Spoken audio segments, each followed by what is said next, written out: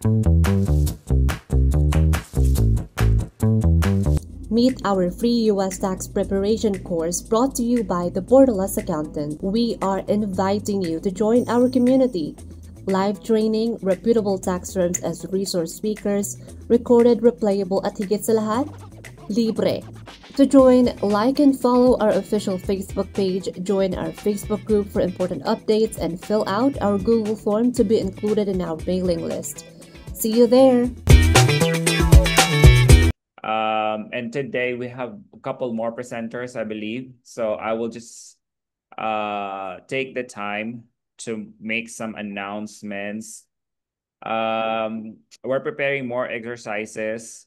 One is with a Schedule C, a Schedule E pala, and then K1s, right? So at least you've been familiar with K1. A little intro, more of inputs lang muna.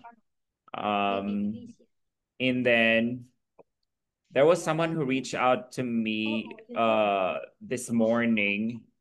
I forgot her name. I don't know if you're here tonight. Sorry, I'm not good with names. So Jacqueline Franco. Not sure if you're here, Jackie. But she reached out to me. I think someone referred her to us. And then apparently Jacqueline is studying for the EA exam. She's a Philippine CPA, and then medyo matagal-tagal na din siya nag-aral daw ng dito si Jacqueline. Why don't you take about 2 or 3 minutes, Jacqueline, to introduce yourself to us and share with us your dilemma and how you think the community can help you finally, decide to sit in for that EA exam. So I'll give you the floor. Yes po. Magandang buhay, everyone. Naririnig niyo po ako? Magandang buhay! Magkasama tayo dito, si Alma to. Yes, Ma'am Alma, nakita ko nga. Yes po. Yes, kumuha ako ng Gleim course last year. After namin mag-aral sa, ano nga yung kay coach yan? Sa ibang Bedrock. course. Bedrock. Yes, then tinuloy kong mag-Gleim course. Yun. Ma'am, may sinasabi ka, ma'am? Nakamute ka. Ay, hindi. Binabasa ko yung comment ni Miss Zera. Sorry. Ayun. So, and then, after that, medyo na-overwhelm ako nung inaral ko yung Gleim course. Tapos, wala akong matanungan kasi parang nahiya ako magtanong kay Miss Yan and then kay Sir si yung Amerikano. Medyo hirap pa kasi ako mag-English. Ayun, yun yung medyo tawag doon, challenge ko. Kaya ginawa ko na lang muna. More on communication skills, learning muna yung ginawa ko and leadership. Tapos pinagsantabi ko muna yung US taxation course. Tapos kasi ang kinuha ko sa Gleim course yung until you pass. Hindi ko alam kung hanggang kailan niya i-offer yon, Sir Chris. Alam niyo po ba? Until you pass yun yung kinuha kong course. So Actually, nag-extend lang naman siya na nag-extend until you pass. Okay. So wala naman siyang limit ng taon? Not that I know of. Kasi sa akin, kahit pumasa na ako, hindi ko naman sinabi sa kanilang pumasa na ako para may access pa din. So, still now. It was supposed to expire last year ng February. Na-extend siya ng 1 year. So, February 2026 na naman. But I think it's gonna extend another year after that. Okay. Hanggat hindi niyo po ini-inform na nag-take na kayo ng EA. Correct. Yun. So, nag-remind si Gleim na may expired na nga yung ko. So, in-extend ko. Tapos, actually, si Isa, yung ni-reach out ko. Kung kinumusta ko siya actually, and then yun nga, binalita niya na na nag-aaral nga siya ng US taxation under borderless accountants. Yan din, dito. Nandito din siya. Ewan ko kung ma-attend siya. Pero, assistant na siya ng isang EA, si Miss Janine. So, yun. Tapos, nakita ko din si Ateng Marivic dito. Nag-reach out din ako sa kanya na, ayun, nagtanong din ako. Tapos yun, sabi niya umattend nga din daw ako ng borderless accountants ko na course para mas maintindihan ko yung ah, mga topic. And then nakita ko si Ma'am Alma. Si Miss Alma kasama ko sa tax help. Sila po Right. yung mga kakilala ko. I'm glad that you are able to join us, Jacqueline. First day mo ba or were you able to watch the recordings already? Nasa episode 3 pa lang po ako yung Zoom recording. Nice.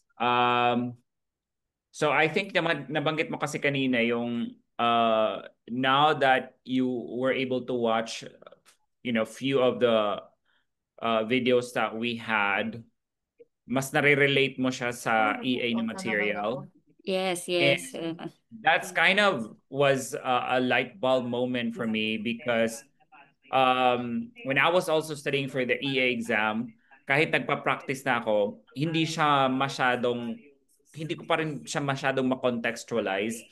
And then I also remember when I was in Colorado and then I met Ryan, sabi niya, alam mo Chris, of course English no, but sabi niya, alam mo Chris, nag-aaral ako ng EA, parang hindi ko naman siya ma-relate sa actual practice.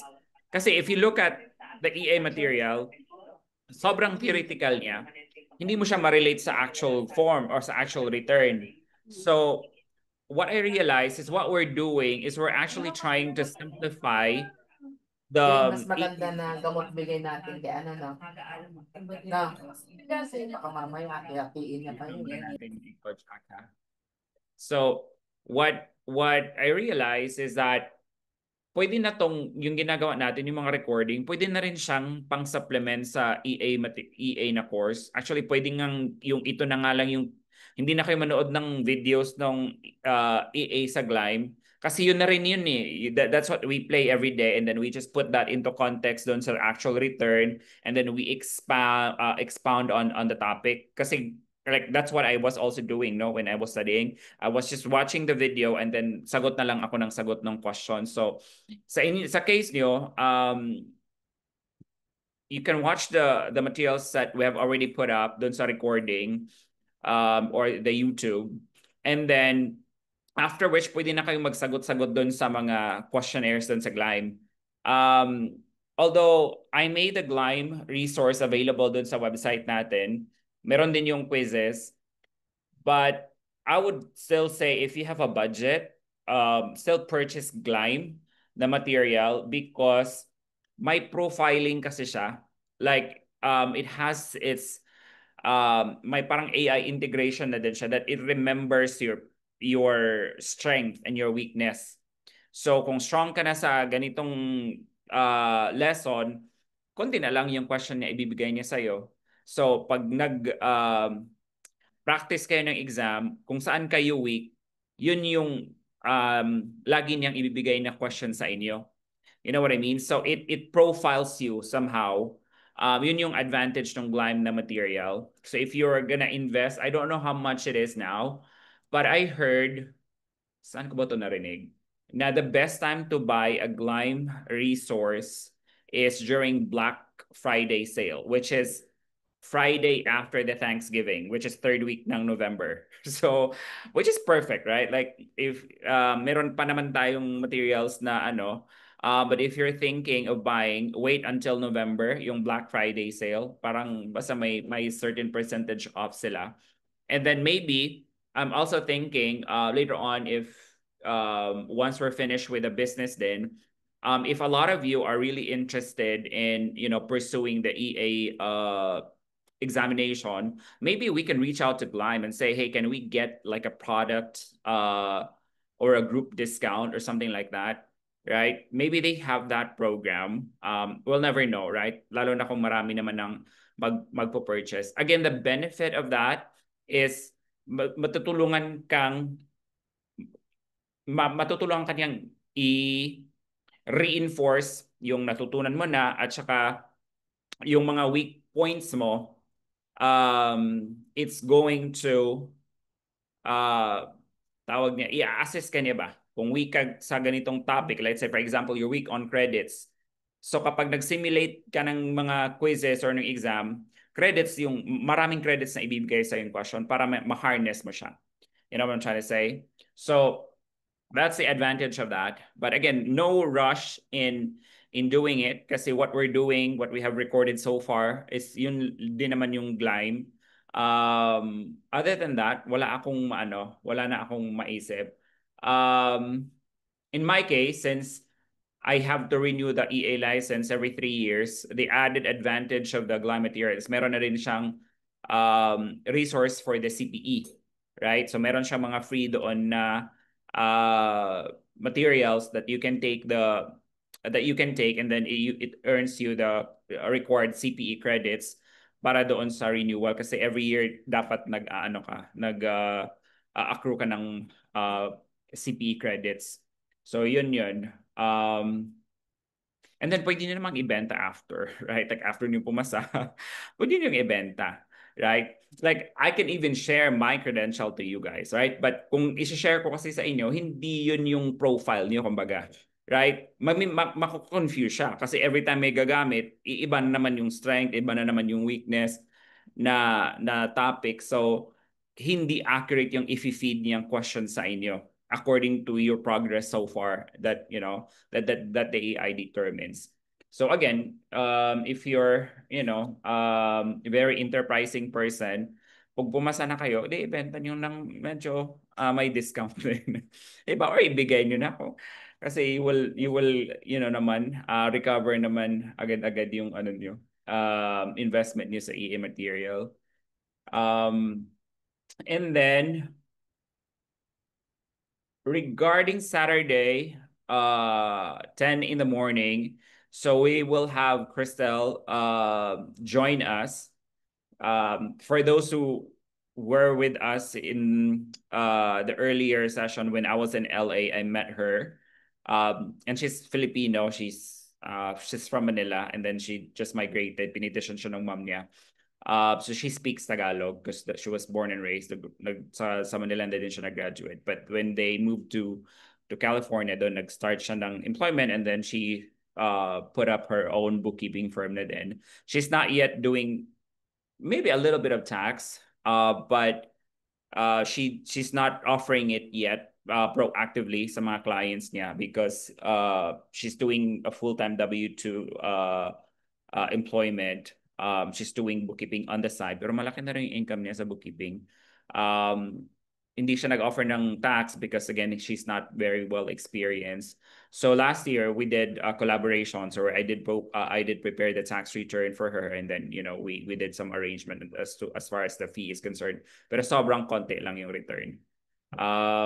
But this time she wants to make it big in the tax na din para she can maximize her client kasi sa California ang dami talagang California, if you don't know, is the second biggest state in the US. Pag sineparate siyang country, it's like the 4th or the 5th biggest economy in the world. Ganun kalaki yung California. So tawag dito, daming prospect. Right? So yun, malaking opportunity yun para sa kanya, pero hindi niya nga matap kasi she also cannot let go of her full-time employment because dahil din sa security siguro. But you will come to know more of her tomorrow. Ask her questions. This will be a good opportunity for you as well to connect with her kasi like if next year you decide, or not even next year, kahit nga this year kaya nyo yan na you can prepare the returns of your bookkeeping clients. So, kayo mag-prepare ng business return nila.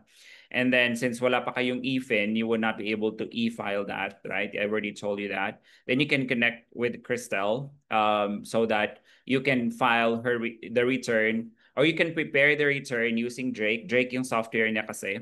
But alam niyo naman kasi ng ProConnect, madali lang na lang i-figure out yung Drake. You can prepare it and then have her, or yeah, you can e-file it using her EFIN and her PTIN, or you can use your own PTIN and then EFIN niya para ma-e-file. But she would not be able to review the return, right? So if you're confident, and then depends then how you guys agree on the setup. Kasi if I'm Crystal, I'm not gonna also probably make you e-file a return na hindi ako confident na accurate kasi EFIN niya yun eh. So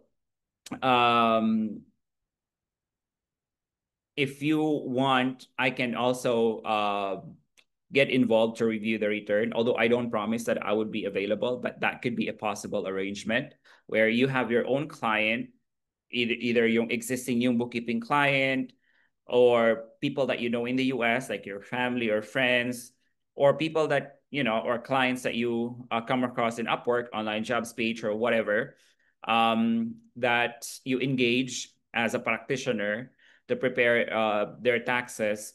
And then again, you will prepare that not with ProConnect. Oh, let me see. Yeah, don't do it in ProConnect kasi mahal si ProConnect. Do it, I mean, again, you can engage with Crystal kasi mura lang yung Drake niya. I think unlimited naman na yung kinuha niyang subscription dun sa Drake. So regardless kung ilang return yung i-prepare, yun nga lang, aaralin niyo yung Drake. But for those na nakapag-aral na sa Bedrock, alam ko may ano yun eh, may way to do free subscription sa Drake din, parang ProConnect. So again, that could be an opportunity. So it will be nice if you could join us on Saturday, 10 in the morning, for you know, a little get to know with Crystal and you know, some Q&A.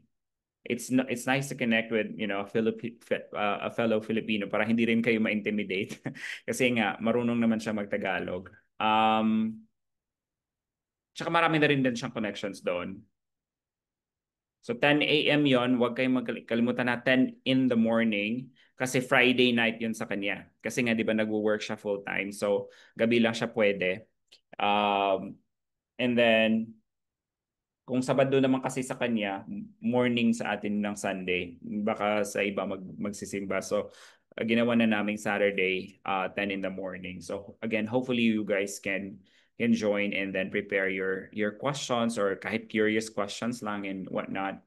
Wag naman yung mahirap kasi nga hindi naman tax practitioner si Crystal, right? Bookkeeping firm o bookkeeping yung kaniyang expertise, pero nag-aaral na din siya ng tax. Siya nga yung gumawa ng sarili niyang tax return for her S-Corp and yung personal. So ni-review ko na lang yung return niya.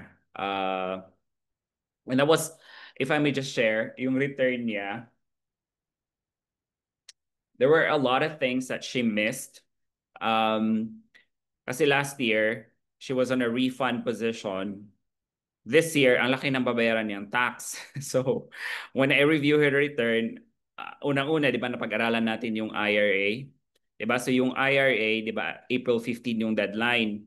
So, hindi siya nakapag-contribute ng IRA by April 15. So, hindi na pwedeng mahabol. So, she lost about 3,000 of tax savings. Ang laki, di ba? Dahil lang doon sa IRA. Kasi dalawa sila mag-asawa. Dapat pwede sana sila mag-contribute a total of, I think, 13K. Pero hindi nila nagawa. So, sayang. Ano pa ba? And I was also able to get her to save about around 1,000 in tax kasi dahil dun sa S-Corp niya, which that's why I would want to cover K1 sa inyo kasi baka may mag-prepare sa inyo ng return na may K1. Kasi she didn't know then what the basis is. Kasi masyadong technical yung term na basis. So yung ginawa niyang basis was incorrect.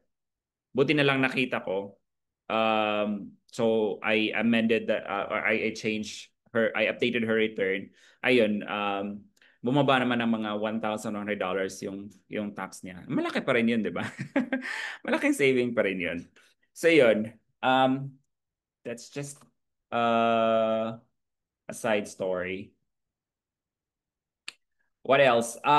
We're also gearing for the bookkeeping course, and right now I'm looking to start on the 23rd of August. So 23rd of August yung start ng bookkeeping. I know it's a little later than what I initially announced, but next week, I would be very busy. I would again be traveling to Manila. So, and then I'm also connecting with the people doon sa Mabini, doon sa lugar namin para mag-join sila. And then if they want to join, they can join live kasi marami sa kanila walang computers, walang laptop. So they can join us in the office and then the rest can join virtually. So the bookkeeping, and I don't know if Lisa is here, but I really like her idea of just going through the QuickBooks Pro Advisor na material because unlike before na parang puro products lang yung content ng material, this time around it's pretty good. No, it talks about the basics of bookkeeping and the practical use of bookkeeping. And then we can use that. Tapos, just like what we're doing, we're hitting multiple birds in one stone because we go through the course and then after which, pwede na sila mag-certify, diba? So, and then we may just like what we're doing sa EA na course, we're putting things into context, we emphasize on stuff. And the good thing is if some of you would be interested to join, mga bookkeepers na dito, pwedeng magtulungan ulit, no? May take ulit ng presentation. So I created a separate chat on bookkeeping. If you guys are willing to join in that GC, please feel free to do so that we can meet one weekend, maybe the weekend of 16 or 17. So we can do some brainstorming on how to go about the presentation, right? Although again, we will follow the Pro Advisor na course ng QuickBooks, but I still would want to have someone take care of a particular topic and then expound on it. Again, the same thing that we're doing dito sa EA na or sa tax prep na course. So the schedule would be 7 to 8 p.m. would be bookkeeping, right? And then 8 to 9 p.m. yung business naman. Because by that time, Monday after the 23rd, we'll start with the business na business part ng tax prep na course. What else?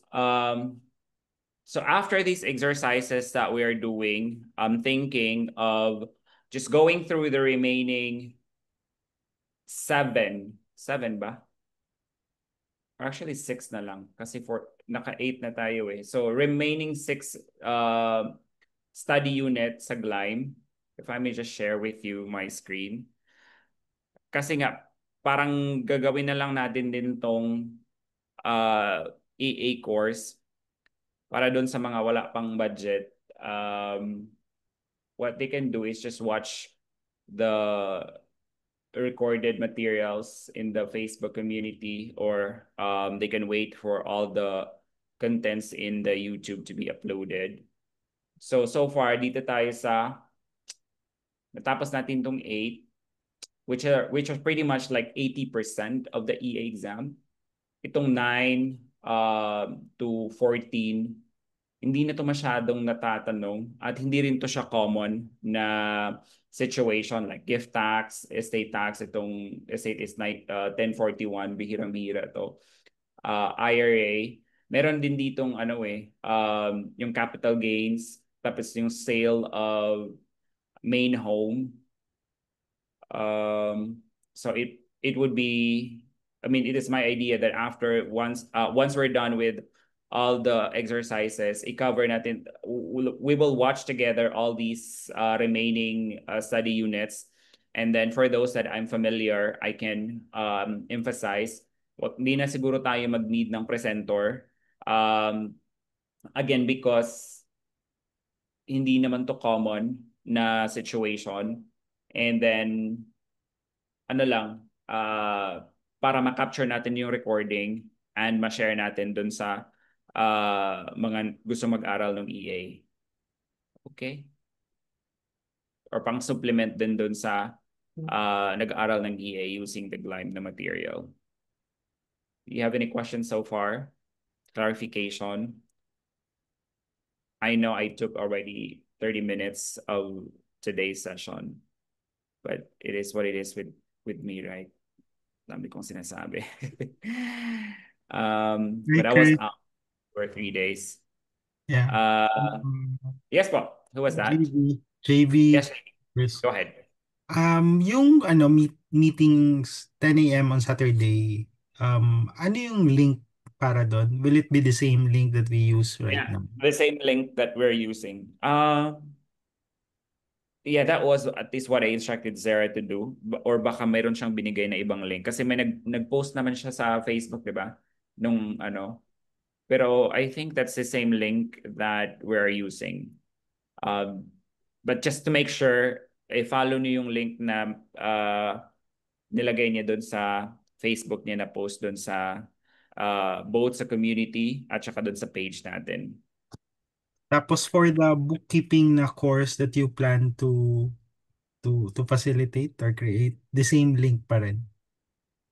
I'm thinking, yeah, I think we can do the same link pa din para because you guys who are doing tax prep can also join in that course. Maganda na rin yung pang supplement sa sa tax practice.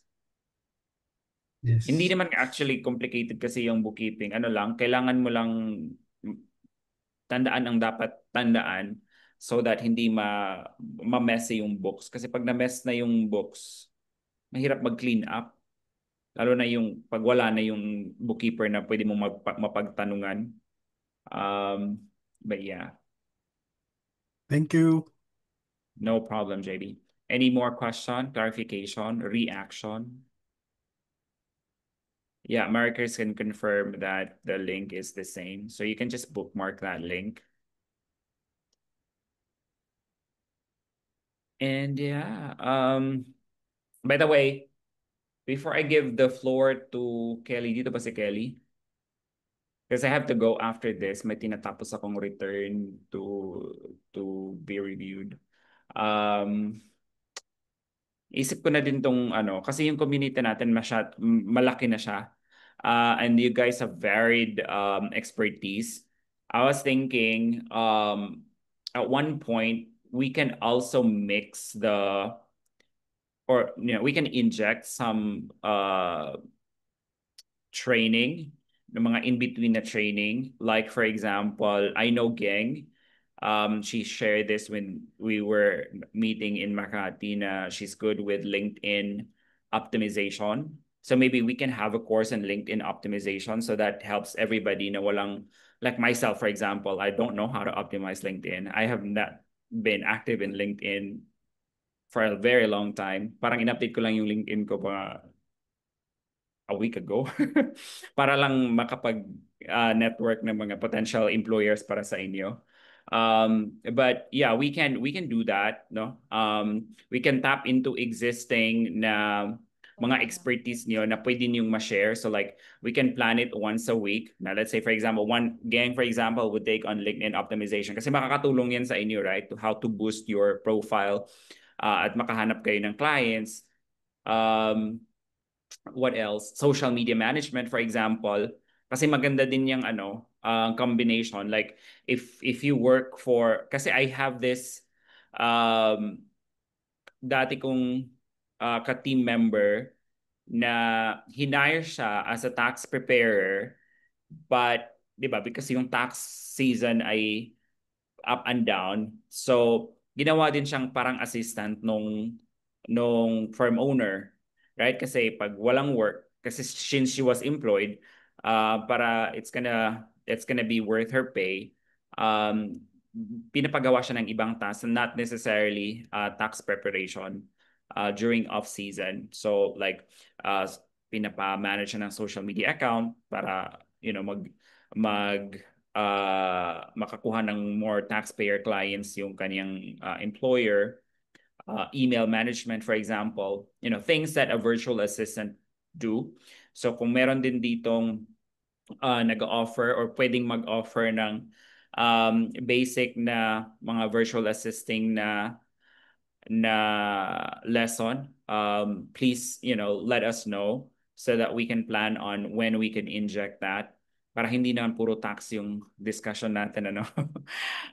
We also get to vary it, sort of a fresh or, magandang diversion, kumbaga.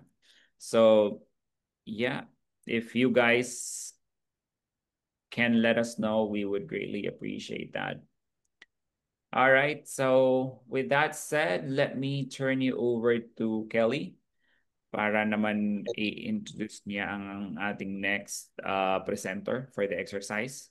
And I'll have to keep Hi, sir. myself muted. Yes, go ahead, Kelly. Thank you, sir. Good evening. Good evening din po sa lahat. So for today's event or may event pa. So yung magpe-present po ngayong araw na to ay walang iba po si Ma'am Asuncion Espiritu. A big round of applause. Espiritu. Espiritu. You call me Shoni Espiritu. na lang. Mahaba yung Asuncion. Yes. Shoni. Go po, Ma'am Shoni.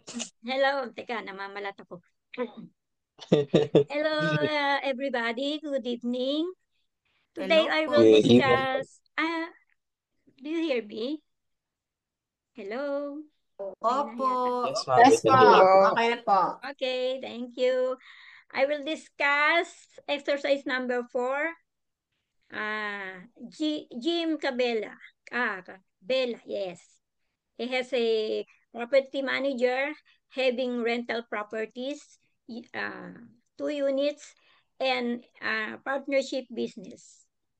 So we will discuss K1, his share in business property through K1. So let us, I told you yesterday that we will input the data simultaneously and input the general information already to ProConnect, so we can start in the schedule. So as I said, the taxpayer is Jim Cabela, D. Cabela. Birthday is May 11, 1976. I changed the SSN number, the 20 into 1.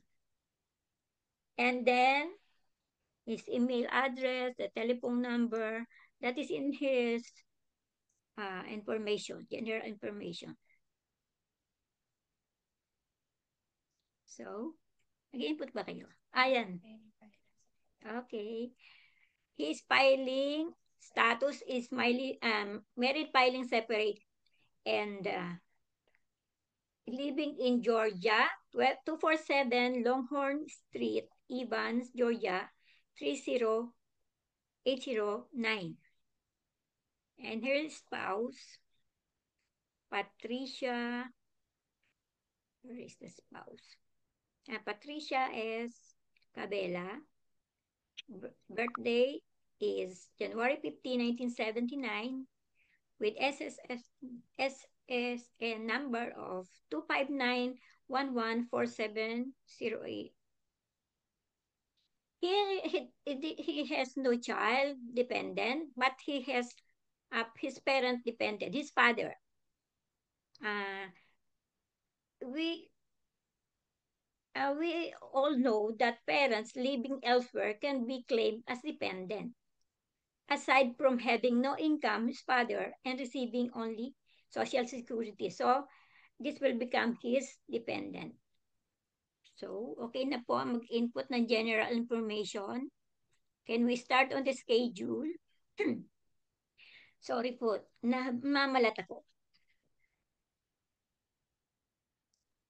Okay. As I told you, he has having a rental business. So we will go to rental and royalty income schedule E. So in the first tab, property information.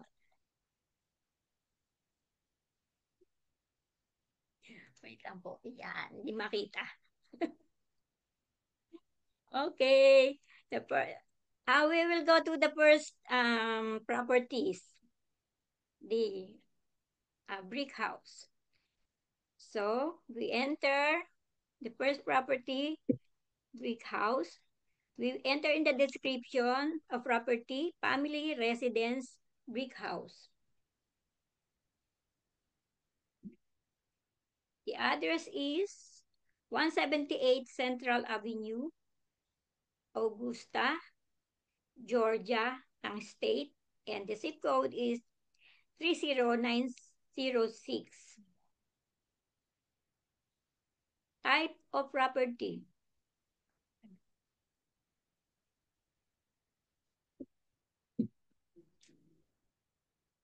Wait lang po, naghahang. Sorry ho, naghahang. Okay na. Sorry ho, naghahang. Mahina po ang internet. Okay lang po yan, ma'am. Okay, sige. Let us continue. So, the type of property, single family residence. Then, the number of days rented. Oh, naghang na naman. Sorry po, mahina, naghahang. Anyway, madali lang po to, mga siguro 30 minutes tapos na tayo.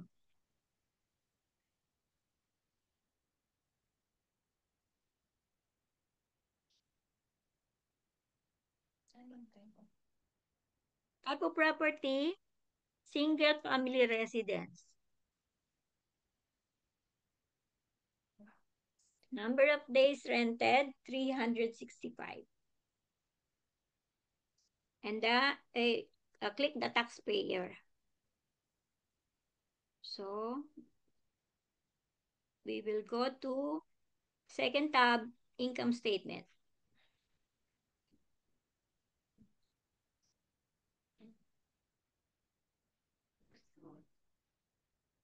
So,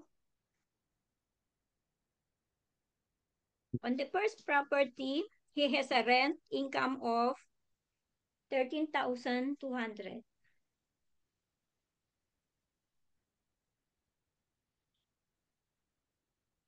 And the expenses, advertising, 250. Cleaning, we will put this in cleaning and maintenance, 125. Insurance, 875. And we have to scroll down for the taxes. Real estate taxes. Where? Yeah. Taxes. Real estate taxes is 624. We will finish first the inputting the unit and then the depreciation later. So the second property, add in the property information, description of property, single residence frame house. Oops, nalahang na naman.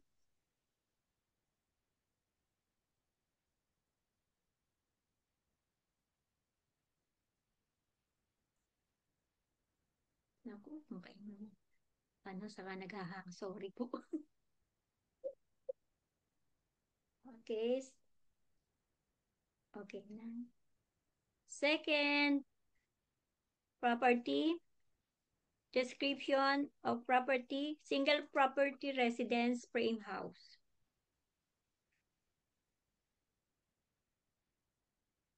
The address, 3448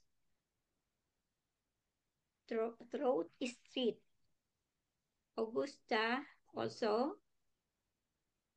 Georgia also.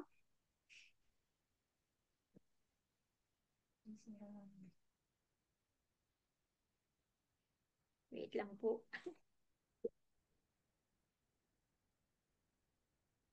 And the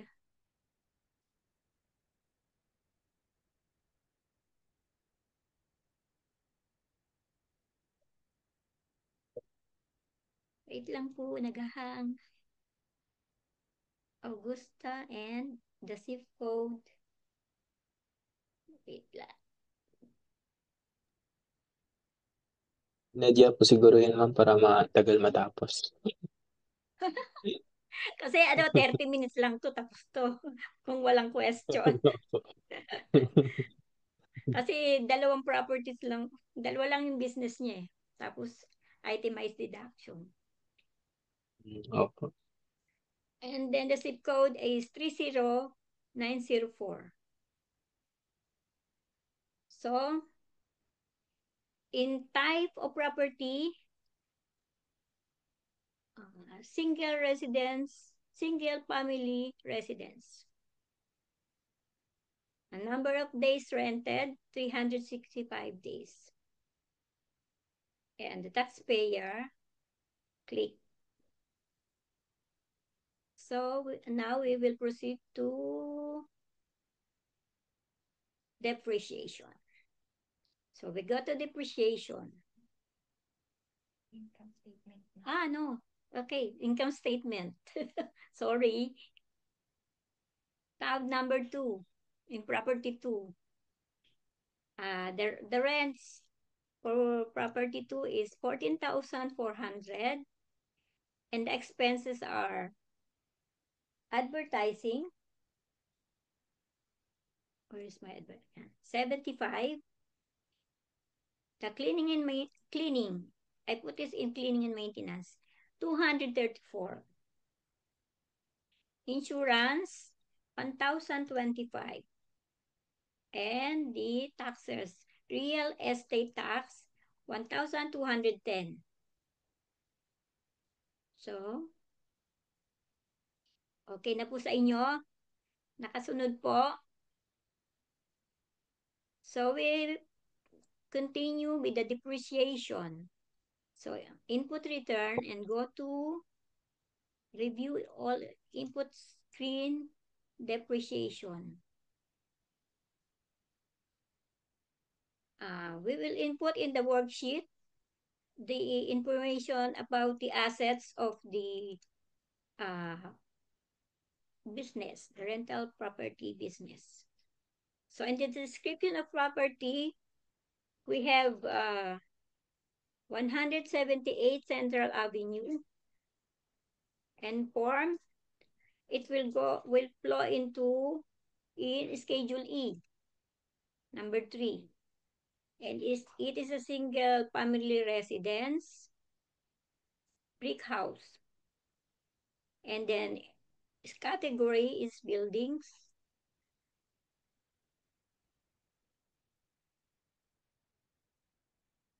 Wait. Pag nagse-select, nagahang ako.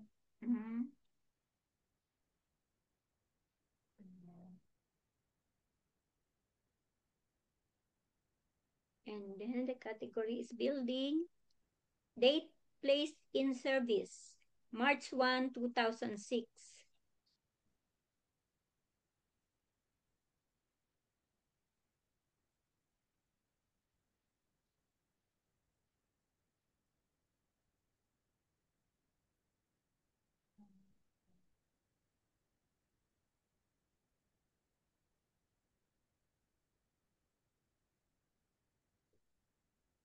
And the cost basis, wait lang po, naghahang. 70,000. The method is ano ba to? 27-year. Method, wait. 25 27.5 years as a residential rental building. Code 87. Code 87, 85. 85. Code 85. Next.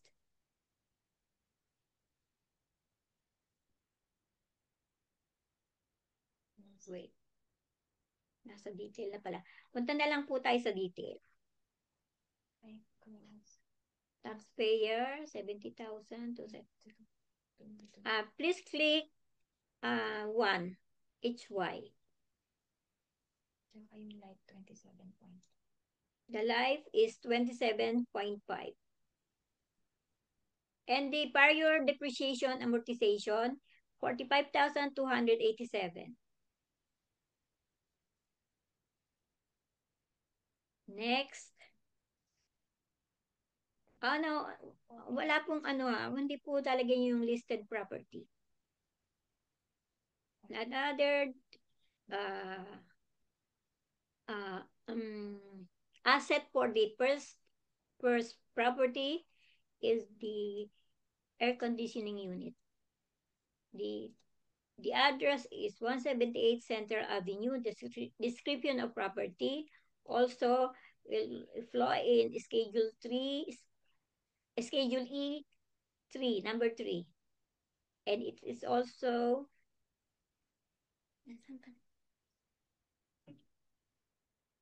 Pag may drop doon, naghahang ako. Okay.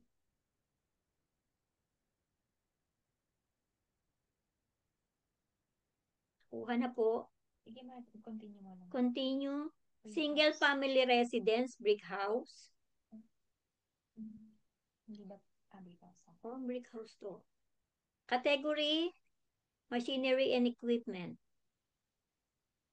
And then, date, place in service, March 1, 2001.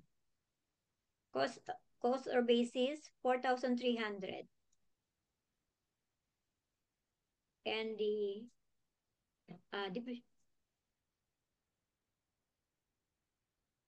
wait lang.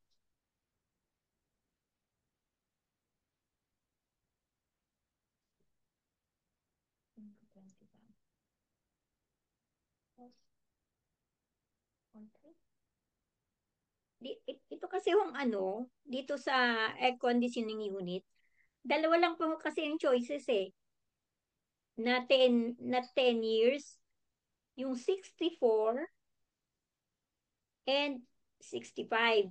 So, ang ginamit lang namin po ay yung 10 years percentage structure kasi and barrier and tags. Pag po 65 kasi, SL fruit and not bearing plants. Plants po kasi yun. 100%. Oo. At saka yun ang isa, a percentage, hindi po straight line. Kaya ito ang kinuha namin, number 64. And then we go to details. Dito po sa memo, dito ko po inilalagay yung proper yung unit, air conditioning unit. Okay. Or address pa din. Okay, sige. Pero pwede din naman dito sa description of property. So, general form, Schedule E, rental, number 3, single family residence, brick house, the taxpayer, and then click taxpayer, and the date placed in service, March 1, 2021. The cost basis is 4,300, and the method is number 64.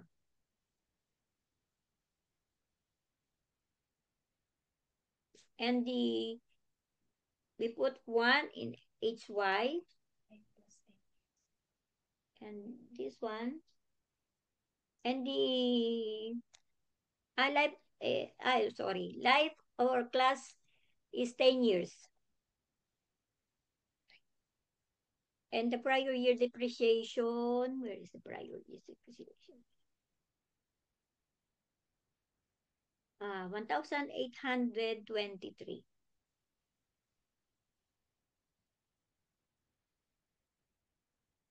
Next. The depreciation for the second property. Description of property is 338 Throat Street. Greenhouse, yan ba yun? No, second property to. Greenhouse. 25,000, yan ba yun? And then schedule E, number 3, dun sa form. And activity name is single family residence frame house. The category is building. And the date placed is January 1, 2008. Costing is 95,000.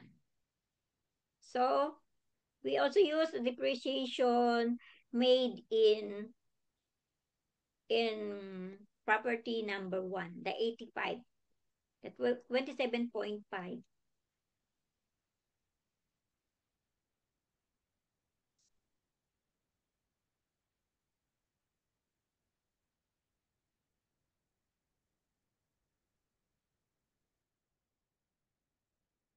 Nasusundan po ba? Okay po. Okay. Naghahanggang. Ako ang naghahang. Mas maganda yung naghang, ma'am, para masundan namin. Oh, sige. Sige. Pero nasusundan nyo naman. Yes po, so far. Opo. Okay. Thank you. Thank you.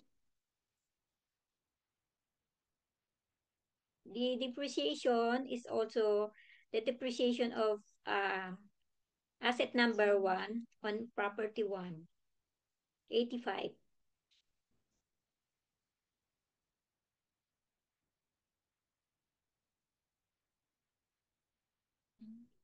So,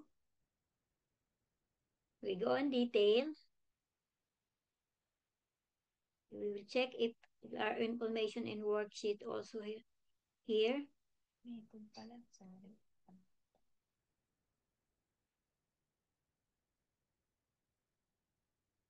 We check the taxpayer, 85. 85. The cost is 95,000. Date placed, January 1. So, the same with the worksheet. We click.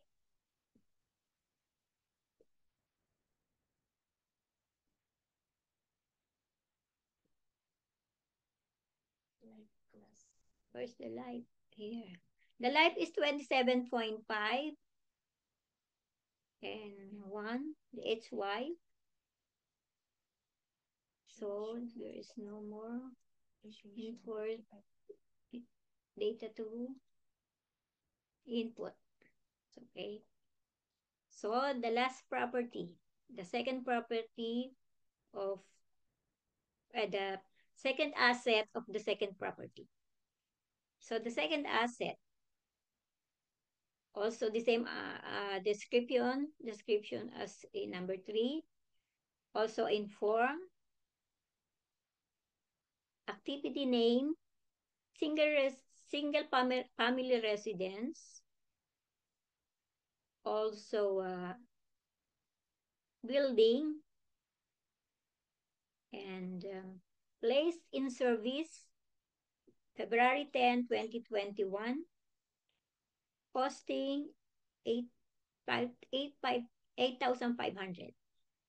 The same amortization schedule we put in number 1 and number 3.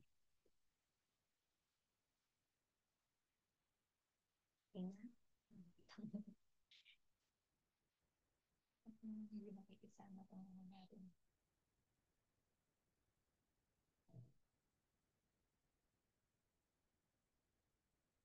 So let's go to the detail.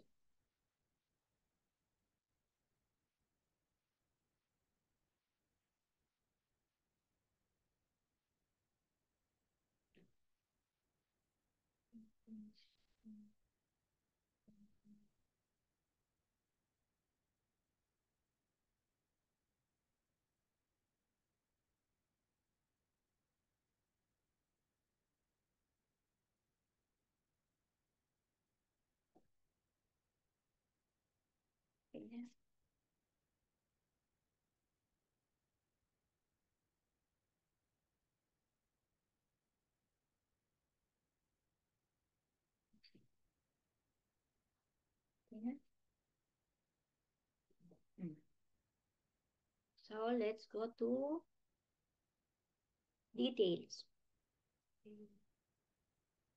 Check whether the worksheet is equal with this detail, and check the taxpayer,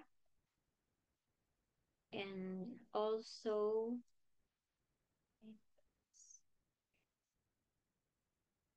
the class, live or class, 27.5, and put 1 h equal to h1. Okay na? Okay na po? Nasundan? Ano ba naman nagawa? So, let's check our okay.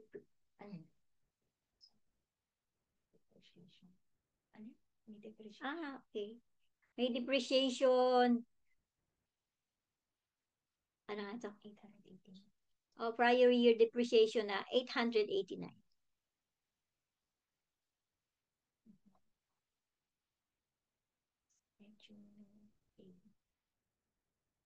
Hindi natin pakikita yung ano. O, sige. Okay.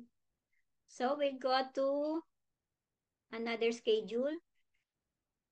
Schedule K1. I have a little knowledge pa dito sa schedule K1. Huwag niyo akong tatanungin about schedule K1.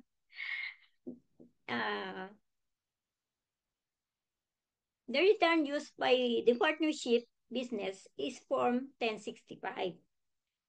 However, the partner only prepared this to show the financial activity of the partnership. This is also known as the pass-through entity, as partners do not pay income tax using Form 1065. Thus, the income of the partners pass through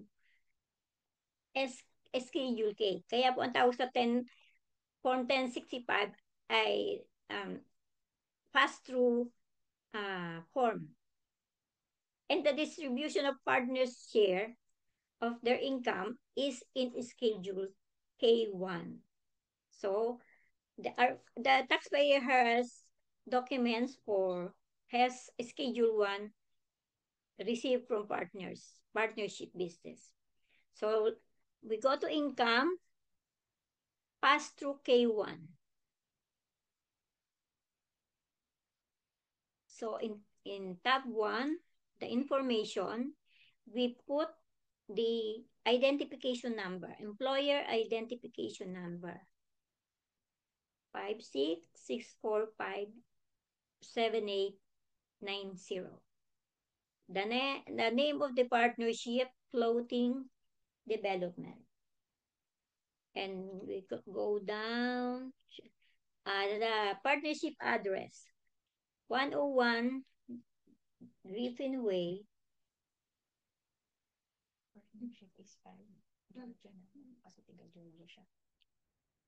City, Evans, State, Georgia, and the zip code is 308809.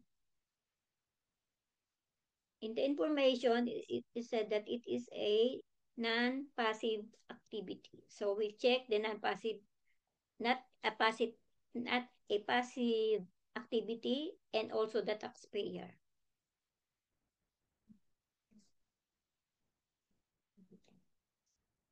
Nagahan tayo din. Ayan, ito may address na sarili ko.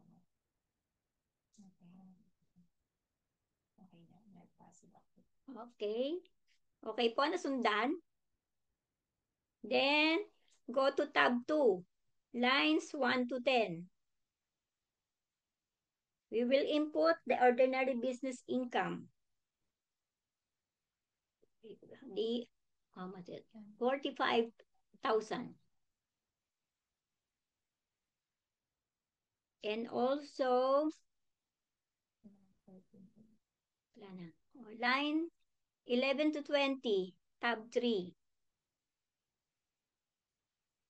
We scroll down up to line 11A. 14. Ay, 14. Sorry. 14A. Nalilito na. 14A. So that the self-employment incomes will be recorded. Self-employment tax pala. Sorry. Sorry po. 14A, net earnings for self-employment is also 45,000. Okay na po tayo sa K1.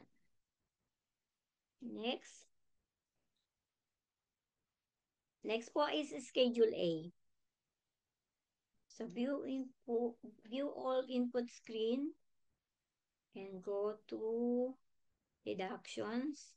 Itemize deductions. Wala ba tayong naibon dito? Wait. Okay, wala. So we will input the expenses, the itemized in the itemized deduction. Wait. We will put the medical and dental insurance of 7,200. The amount paid to doctors and dentists, 870. Prescriptions,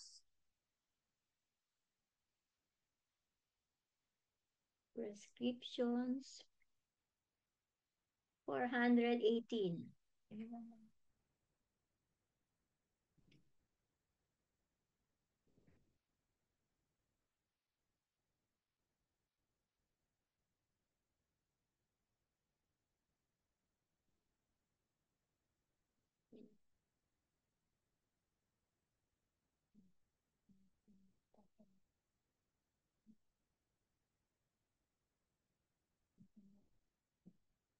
So we will go to the second tab, taxes. So we will scroll down the real estate taxes of 2,635. Go down for the taxes. There. Real estate taxes, principal residence, 2,635. And also the supporting notes, automobile tax, in personal property taxes, including value-based automobile fees, 345. And then we will go up to location on 12/31/2024 for the calculation of the sales tax deduction.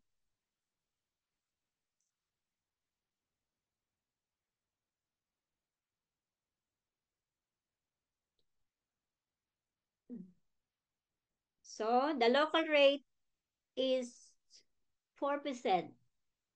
4%, 0.04. And the spatial localities, as of December 31, 2024, we click the scroll down,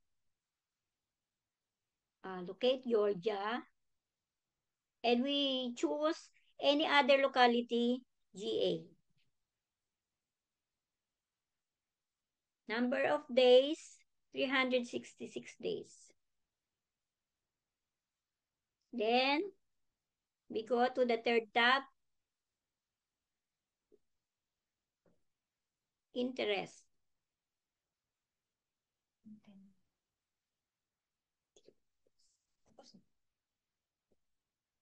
So,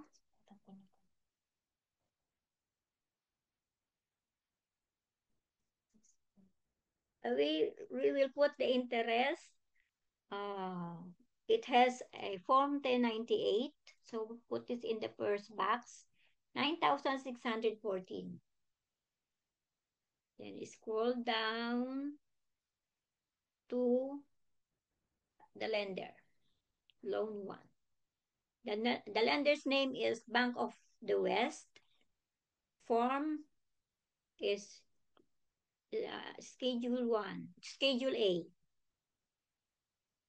And the amount paid, taxpayer, click 1 for the taxpayer. Interest paid, 9,614.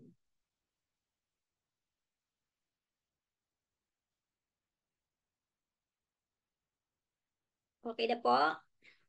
Let's go to tab number 4, contributions. I put this in box number 1, 2, 3, 4. 30% limitation yung cash contribution na 600. Wala namang ibang pag-iilan. Ito, pinakauna. Hindi yan dito ako. And then, the non-cash, 325, 50%.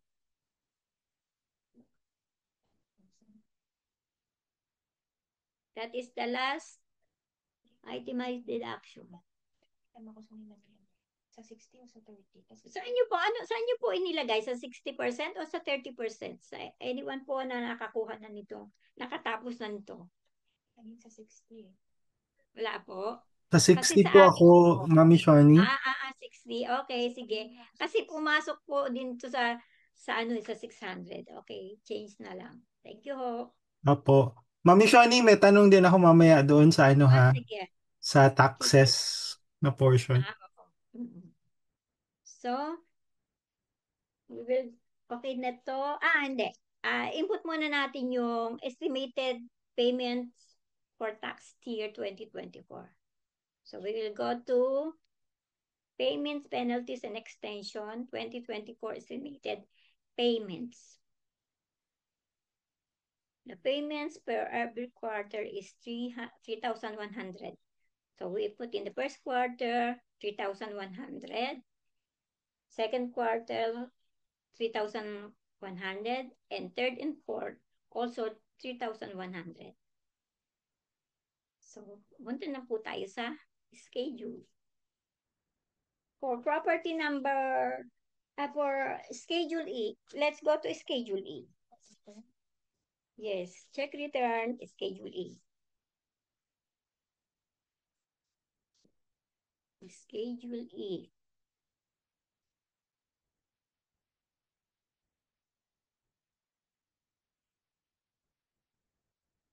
Where is it?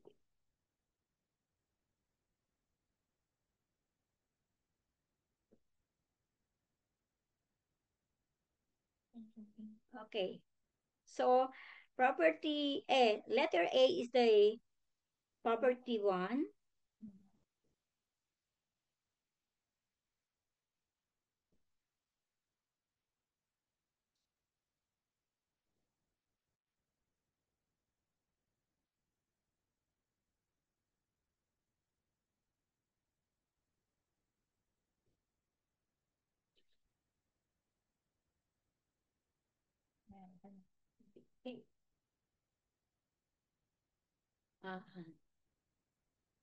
A is for property, yes, property 1, and B is for property number 2.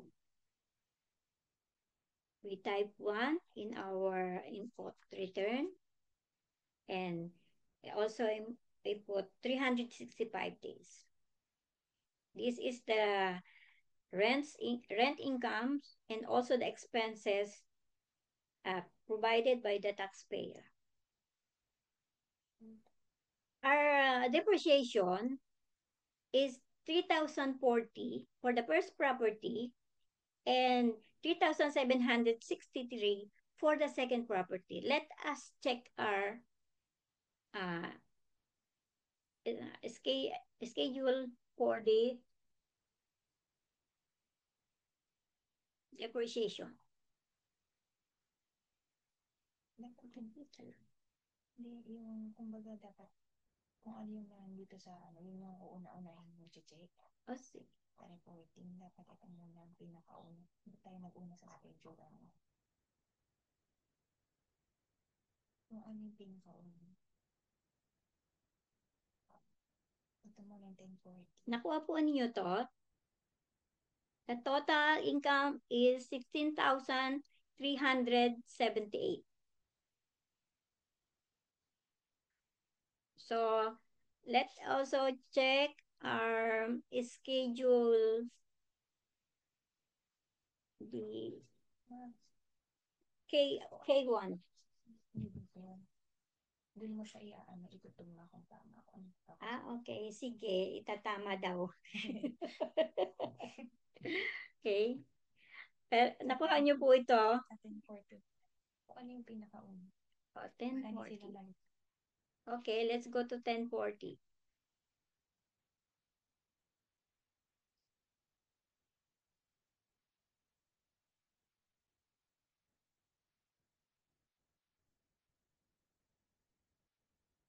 Okay.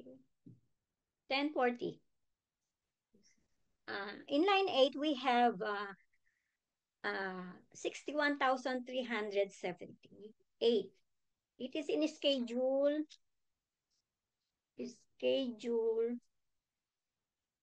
1. Schedule 1, line 10. Line 10. Let's check our schedule 1, line 10. This is the total of our rental income of 16,378 and in schedule E that flow in schedule 1. The income also from partnership, the 45,000 with a total of 61,378. Yan yung line 8 of 1040. And line 10, the deduction, this is a self-employment in tax that we computed in we go to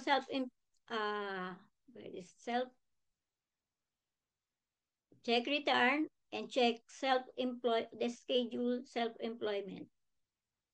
Schedule SE.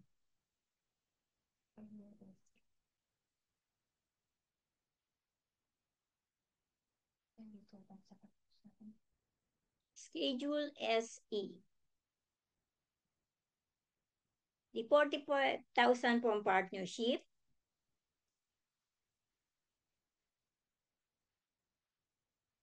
Multiply this amount by 92.35%, we got 41,558. This is the 168,600 is the limit on the Social Security wages. And the smaller amount, we get a smaller amount, multiply the 41,558 by 12.4%, we get 5,153. And also multiply the amount 5,153 by 2.9%, we got 1,205. Of the total of the two is 6,358. 50% of 6,358 is 3,179 flows to line 10 of 1040. Line 15. Line 15. Tama po, line 10. Next. This 6,358 also in schedule, I think schedule 1. No, the 3,179 is also in schedule 1. Line 15 that flows in line 10 of 1040. Nagets po? Yes po. Then, we have a schedule, the itemized instruction, Schedule A. Schedule A. Okay. Schedule A. Schedule A.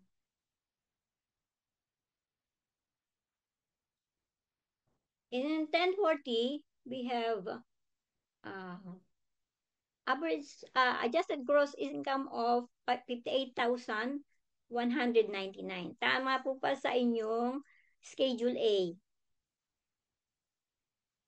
So, multiplied 58,000. This 58,000 coming from line 11 of 1040. Multiply this by 7.5%, we'll get 4,365 deducted in our medical and dental expenses of 8,488 with a difference of 4,123. So the total taxes is 4,050. And the interest paid sa mortgage is 9,614. The gifts is 600 plus non-cash, 325 is 925. So we have a total itemized deductions of 18,713, go close to line 14 of 1040.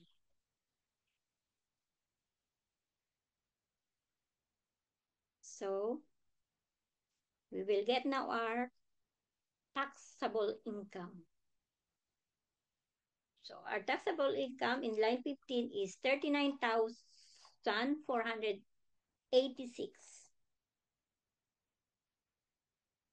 And our tax to be paid is 4,505 less the dependent, the father dependent amounting to 500.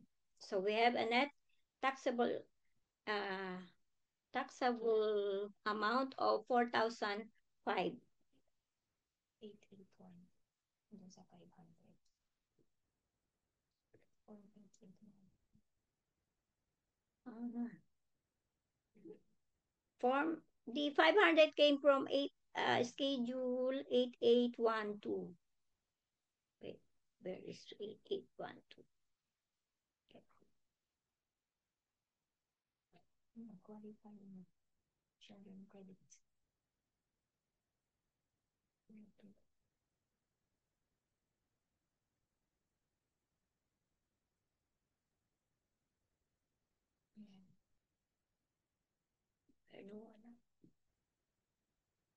So for this, we get 500 kasi 'di ba for other dependents yung 500 yung qualified credit.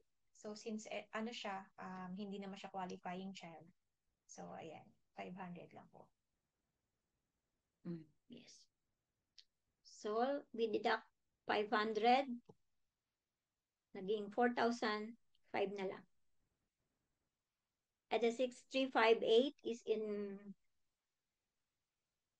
6358 in the schedule. Ano ba yung last natin? 2. Schedule 2. 6,358. Schedule 2. 6,358. Self-employment tax. Yes, the self-employment tax. And the payment we made in 2024, yung 1,300 per quarter, the total is 12,400. So we have the taxpayer has a refund of 2,037. Yun na lang po. You want to discuss the depreciation, how we get the depreciation? Yes, please.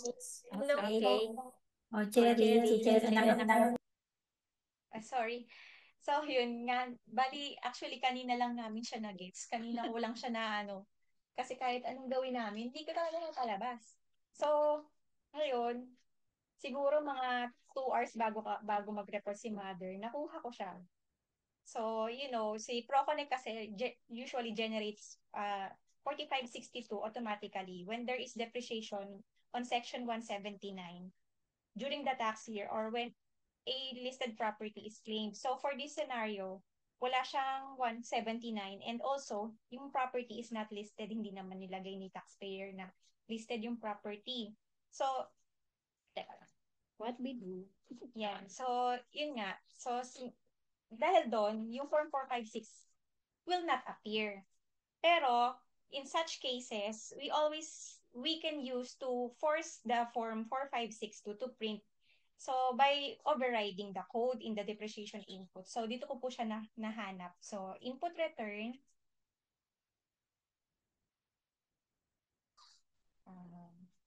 Then, punta po ulit po kayo dun sa depreciation, deduction, depreciation. Then, yan. You can override it to force the Form 4562 by going to depreciation and look for the miscellaneous link in the upper right corner. So, dito po. Ayan. In the upper right corner. Then, dun po sa dulo, you will see the field labeled Form 4562. Enter 1 to force. Nasa na yun? Ito po, Form 4562. Then, ayan po. 2 to force. 1 is when applicable, 2 is to force. So, ipo-force po natin siya para lumabas, ma-generate yung report. So, yan. Check return.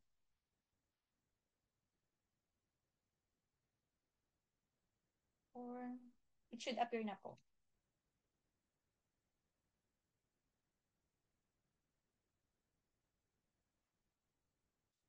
Ayun.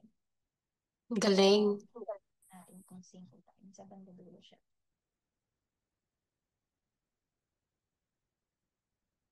Okay. Lampas na ba ako? Nangin na ba? Lampas. Ayan. Excite. Ayan. So, dalawa yung for Form 4562 natin. So, this one, yung para kay brick ba yun? Property 1. Property 1, 3040. Ayan, 3040. Then, yung property number 2, eto. Ayan. Sige po, gawin nyo po. Tick mark nyo po dun sa taas. Lalabas na po yan sa inyo.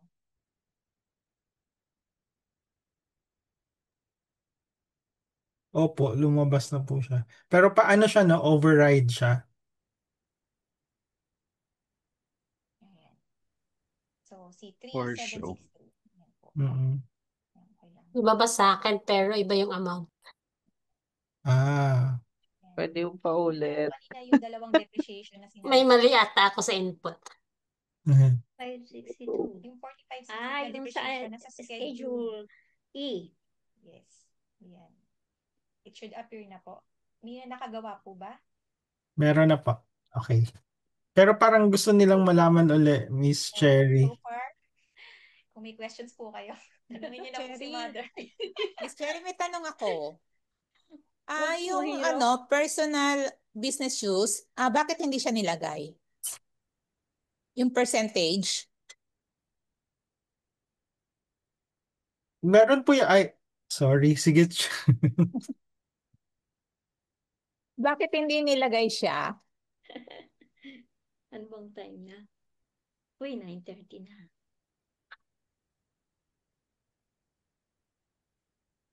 Si Cherry po ang mag-share nito kasi hindi ako marunong mag-share. Ayan. Sir JB, kanina sabi mo may tatanong ka. Merong tinatanong si Miss Cherry. Wala Si, pang Si sound. si may Ander. tanong ako, bakit hindi inilagay yung personal business yung percentage? Meron nata. Parang hindi nilagay. Alin? Bumper. Yung percentage, yung personal business of percentage sa depreciation. Oo nga, hinahanap ko nga yung kanina eh. Sige. Sige po. Sorry. Saan po siya banda? Nasa Hinahanap ko nga po siya kanina. depreciation, tapos yung may auto and other, Ang bagal yung ano ko. Ikaw na lang yung Saan? Ikaw yung nag-e-echo kasi ako. Eh, wala na.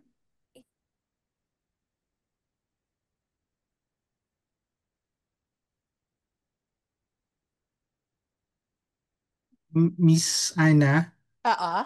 katulad nung na-share ko kanina, si ProConnect yata is intuitive enough to identify na 100% siya kapag hindi tayo naglagay. Nag-automatic siya. Nag-automatic siya. So, meron siyang instruction si ProConnect pag pumunta ka doon sa portion ng 100%. Wait ha. Oo.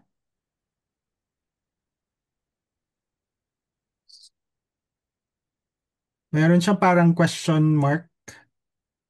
I-click mo po yun, tapos magsasabi siya na kung if it's eto percentage of business use, doon sa Oo. additional information, click mo yung question mark na naka-circle blue. Sasabihin ni ProConnect na kapag percentage of business use, i-enter mo siya in use percentage in .xxx format if it is less than 100. Otherwise, kung wala kang nilagay, i-assume niya na 100%. Okay. Sige. And if okay lang, Miss Cherry, pwede akong pabalik doon sa portion nung Sa taxes yung yung may taxes. So, locality. Sa yes, may yes, yes. locality. Kasi parang confusing siya eh. Yes. Yung sa taxes po na may locality.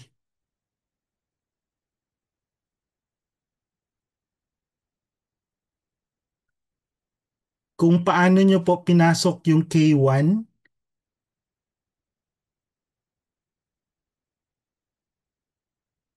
doon po sa K1 na portion.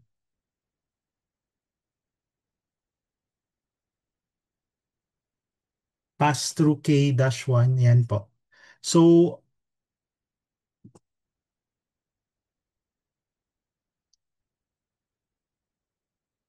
ayan, yung mga information ng go down po. Line 11, lines 11 to 20 po. Ayan. Pwede pong ibaba natin ng konti.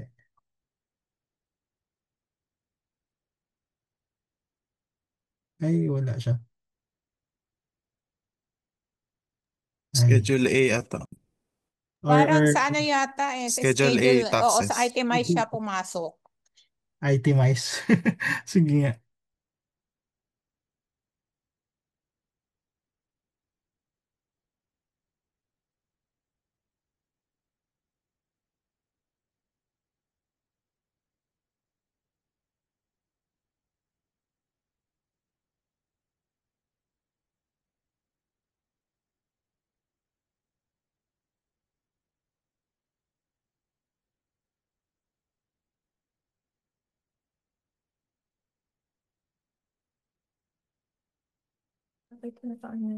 Wait lang po, bagal.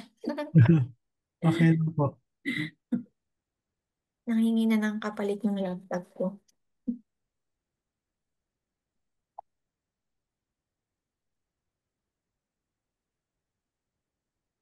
Actually nga, hindi masyadong naman na-explain kung bakit nilagyan yun. Wala lang yun. Yung dito. Ganyan yung ginawa. Sino yung kahapon? Si ano? Tama, taxes yan. Yan. Ito yung given. Given siya dito sa... Given mo kasi siya sa problem eh. Calculate that sales tax deduction for... Ito siya. For the entire year. Okay. Yung isa, ano pa ba yan? Yung katabi niya, hindi na nilagay. Yung general? General rate? Wait, Saan po galing yung special localities as of yung 42? Paano natin nalalaman na 42 siya? Inassume namin siya kasi tiga Georgia siya eh. Dalawa lang yung choices. Ito, DECAB country excluding Atlanta or any other locality in Georgia. Kasi Atlanta hindi naman po Atlanta, iba ba yan? Ang Augusta is other locality. Okay. Okay lang po mag-share screen ako kasi ang yung akin, Ah, iba rin yung ginawa ko. may Sige may po, tanong sige. may tanong Sige, pa say ako. before Oo. before po done. Yung general rate na 4%, hindi na siya i-input. Yung katabi ng local wala na siya. Bali yan ng locality Hindi lang. ko na po nilagay. Mm-mm. Local rate. Local. Pero pwede din. Pwede din. Siguro, Nasa na yun? Siguro lang din natin. Oo. Pero feeling ko kailangan natin siya i-input. Na overlook lang siguro natin. Saan po siya banda? Miss Ana po ba yun? Hindi ko siya hindi ko pa na-check eh. Napansin ko lang yung sa yung dito Kasi sa nga po, given, oo. hindi nga rin po namin makita Yung dito kasi kung yung saan siya. local rate, nung chinek ko yun, lumabas na siya. Hindi na sama yun. Sige. Baka ako mag-double pa siya. Oo, sige, okay. Agree naman. Oo. If okay lang po sana, meron din akong i-share kasi Sige po. sinunod ko po yung dating presentation. I think there was one mention na pag mga pass-through, merong ikinakalculate doon mismo sa website ni IRS, yung sales tax deduction calculator. Kaya yun yung ginamit ko. So, Sige, okay lang, permission to share. Sige lang po para malaman natin din. Sige po. Ayan, na-stop ko na.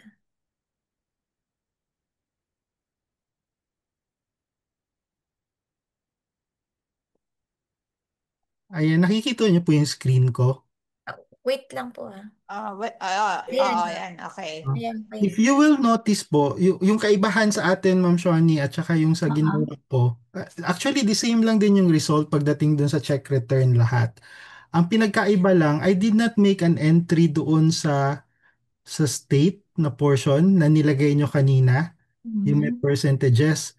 Ang ginawa ko, using itong information na binigay doon sa tax organizer, pumunta ako sa website ni IRS. Tapos, meron kang ikikiin doon na calculator using the sales tax deduction calculator. So, i-back ko lang to ha. So, ang ginawa ko, using the IRS, click ko tong use sales tax deduction calculator, 2024, kiniin ko, tapos, di ba married filing separately sila? So, yun. Tapos may isang dependent, yung papa. And then next. Tapos, pagdating dito, yung income. Yung income na nandoon sa AGI niya. Kiniin ko 58,199. Tapos, wala namang information sa other tick boxes na nandito. Nag-next ako. And then yung residence. Did you live at the same residence address all 2024? Tapos nilagay ko yes. And then, dito na nilagay yung zip code na nandoon din sa baba. 3089. Confirm. Evans, sinabi niya. So, kinonfirm ko na Evans. Next. Saka siya nagbigay. Ito daw yung sales tax deduction. 1,1071. So, I went to the return and yung 1071 kiniin ko dito sa actual taxes paid, state and local taxes, 1071. Tapos nung check return, dapat itong 1071 makita natin doon sa form mismo.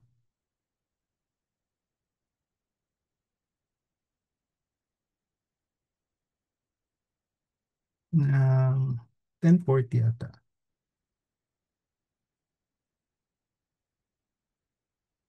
Saan ba yun? Wait ha. Nasa Schedule A, Yun, Schedule A. 5A. Lumabas din po siya dun sa... Lumabas din po sa amin. Feeling ko, yung pinresent dun sa PDF, parang binigay niya na to shortcut. Mas yung 4%. Pero Wala na yung... kung natin given yun, yan po yung way para makompute po siya siguro. Yes, yun din ang sabi doon sa pag-paper, yung filing na ginamit kasi wala naman daw yung mga computation na yun doon sa papel, then it's best to use the IRS na website. I think in one of the presentations may nasabing ganun na you go to the website of IRS and doon nyo i-calculate. Yun yung sinunod ko and ganun same lang din ang lumabas. Siguro po, pag may taxpayer na lumapit sa atin at walang information, yun, punta tayo doon. Okay. Sige, so yun lang. Yun yung realization na sinishare ko po dito. Tsaka mabuti nalaman namin na kung paano. Thank you, JB. Malaking bagay. At least alam na namin sana namin hanapin pag walang given, di ba? Tama po. Thank you rin kay Ma'am Shoni. Hindi ko alam talaga yung point something na ilalagay doon sa mga fields na yun. Ngayon ko lang din nalaman.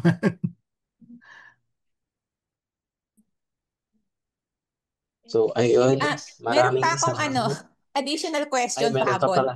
Oo. Yun doon sa sa dependent, kasi nako-confuse ako kung nalagyan ba siya ng months. Kasi parang, di ba, parang hindi siya nakatira doon sa taxpayer. Kasi kung pag parent, Oo. elsewhere ka nakatira, okay lang po. Talagang magka-claim as dependent po yon. And aside from that, yung data niya, wala siyang income at Social Security lang yung kanyang nare-receive. Kahit po saan nakatira yung parents, talaga magiging dependent po siya ng taxpayer. Pero lalagyan pa rin ng yung sa yung kailang months na naka-reside sa kanya, hindi na. Or Hindi, zero na lang kasi yan. kahit po hindi siya nakatira. O kasi hindi lumalabas yung ko. Siguro may problema na isi-check ko. Thank you. Ayun. So, wala na pong questions. Baka may mga questions pa po kayo. KJ, i-share ko lang kay Miss Ana. Ako rin, actually, Miss Ana, merong time na si ProConnect, hindi siya nagdi-display yung mga yung mga changes na ginagawa ko. Baka kailangan lang siyang, ang ginawa ko talaga, in-erase ko lahat, tapos in-encode ko ulit, saka lumabas. So, baka may ganong scenario din sa case ninyo. Sige, i-check ko. Kasi may sinabi siya na may box na kailangan i-check ko. Hindi ko siya makita na hindi yung yung situation niya. Sige, thank you. Okay. Error ni ProConnect sometimes. So, ayun, thank you so much po, Ma'am Shoni. Palakpakan po natin si Ma'am Shoni sa salo ng exercise. Thank you so much po, Ma'am Shoni. And then to Ma'am Cherry din. Thank you, Ma'am Shoni, Cherry. Then si Sir JB din sa part ng knowledge niya about doon sa yun? Yung Deduction calculator. Ayan, yung sales tax calculator. Thank you so much po doon. Pala, i-emphasize ko din pala kasi nakalimutan ko kahapon yung kasi sa presentation po ni Miss Eleanor kahapon, nabanggit niya yung digital assets. Sa ProConnect kasi automatic po yung digital asset na magno-no pag walang digital asset.